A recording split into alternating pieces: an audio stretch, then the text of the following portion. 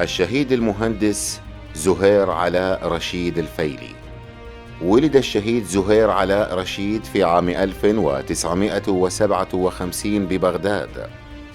أكمل دراسته الابتدائية والمتوسطة والإعدادية والجامعية قسم الهندسة المعمارية بتفوق، وعمل في مجال اختصاصه.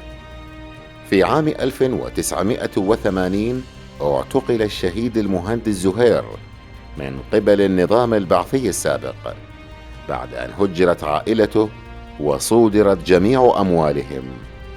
كان ذوو الشهيد يزورونه في المعتقلات حتى عام 1986، وبعد ذلك لم يعلموا بخبر استشهاده إلى ما بعد سقوط نظام البعث عام 2003، حيث ظهر اسمه ضمن قوائم الشهداء المعدومين في المقابر الجماعية.